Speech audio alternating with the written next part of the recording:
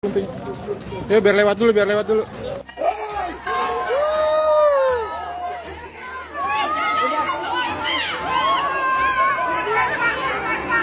Ini satu kampung ini sudah kena pernyataan Mbak DP. Soalnya udah bawa-bawa kampung ini. Aduh, nggak rame emang nggak enak. Inilah pentingnya tabayun. Apalagi kita makin perantara ngomongnya, asisten, ustadz. Harusnya Mbak DP temuin langsung RT-nya, ngomong baik-baik. Diskusi berdua, gimana baiknya. Kan begitu, itu lebih bijak. Karena ada ceritanya, hewan korban cuma dititipin doang, sudah ada ijab kabul, lalu diminta lagi dan disuruh orang bantu untuk ngembaliin, beratnya sapi 1 ton. Habis itu merasa terzolimi, galakan dia daripada Pak RT-nya. Ya Allah ya Karim. Inilah teman-teman semuanya, kita perlu berpikir akar sehat, jangan emosional ya. Dari alur ceritanya juga sudah jelas ya. Sudah ada ijab kabul kata saksinya, dikira buat pemotongan hewan korban, ternyata diminta lagi. Dewi Persik meluapkan kekesalannya kepada ketua RT di tempat tinggalnya yang menolak mentah-mentah pendaftaran hewan kurban miliknya.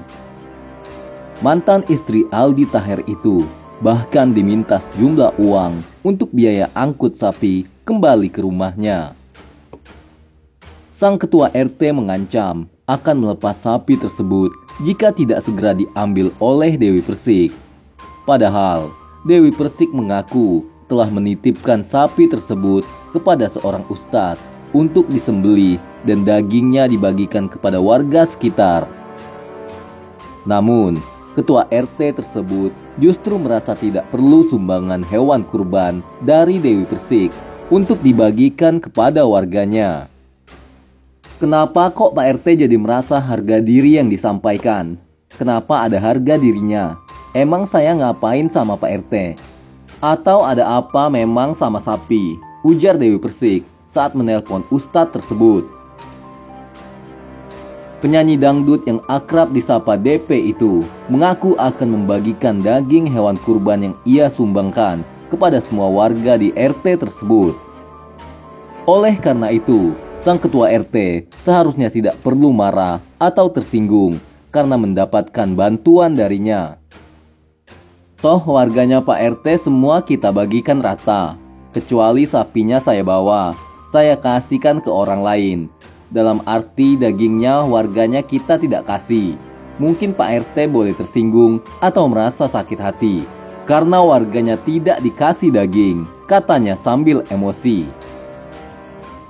Di lain kesempatan, Dewi Persik menegaskan bahwa ia akan mengadukan masalah tersebut kepada pihak kelurahan.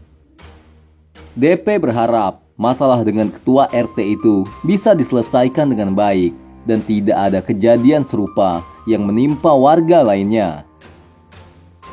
Saya akan bawa ke kelurahan. Kebetulan saya ketemu kakak saya di rumah sakit Pondok Indah. Habis ini malam juri. Kayaknya saya suruh keponakan saya untuk ngomongin masalah ini, biar dipertemukan, kata Dewi Persik.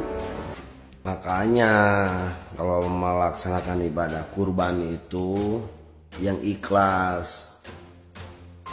Ngapain juga mesti minta data-data daftar nama-nama warga di sekitar. Itu kan sudah tugasnya bagian panitia kurban. Kalau ikhlas aja, mau dikemanain daging kurbannya ya itu terserah orang-orang yang mengurusnya. Gak usah minta data-data. Nah itu yang minta data-data itu sebetulnya buat apa data-datanya? Jadi kemudian lu bilang, lu menuduh seolah-olah Pak RT minta 100 juta. Poin pertama yang pengen gue bahas adalah mana ada orang memanfaatkan situasi dengan meminta uang 100 juta. Ya Pak RT-nya juga mikir lanjir. Mana mungkin Pak RT itu udah jelas benar mengatakan bahwa jangankan rokok 100 juta pun gak saya terima karena memang bukan fashion saya dan saya juga gak bisa.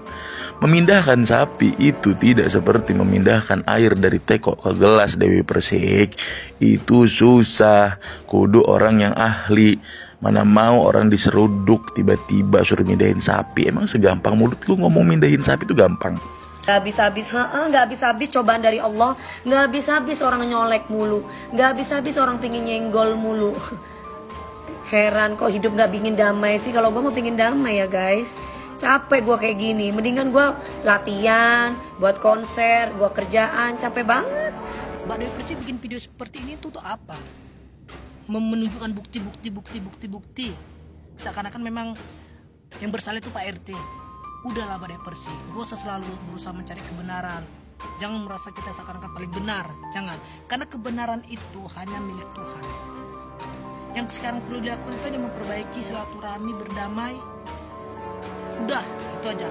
Kamu juga para netizen itu yang berharapnya yaitu berdamai. Udah, gak usah pala membuat berita-berita ini semakin berkuar-kuar di mana-mana, viral di mana-mana. Apalagi Mbak Devi sendiri tahu kan media-media sekarang kan. Kadang ada informasi seperti ini, kenyataannya dibuat informasinya di media sosial beda lagi. Jadi seakan-akan makin menambah keributan yang terjadi. Malulah, udahlah.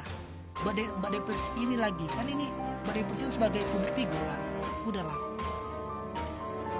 Kayak mana dibilang ya? Aku sendiri pun sebagai penggemar Mbak Devi Persik ya. Cuman kalau nengok hal yang seperti ini sekarang kan kayak jadi aku malu gitu sebagai penggemar Mbak Dewi Persik.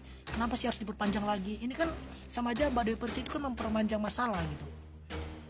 Kalau yang udahlah, udah lagian toh juga kurbannya udah dipotong, udah dibagikan, udah apa lagi? Kenapa harus menunjukkan pembuktian supaya penggemar Pak Dewi Persik, orang-orang lain tuh menyalahkan Pak RT gitu ya? Udahlah, berdamai aja, udah berdamai. Kan bagiku juga pembuktian itu gak ada arti Mbak Dewi Persik.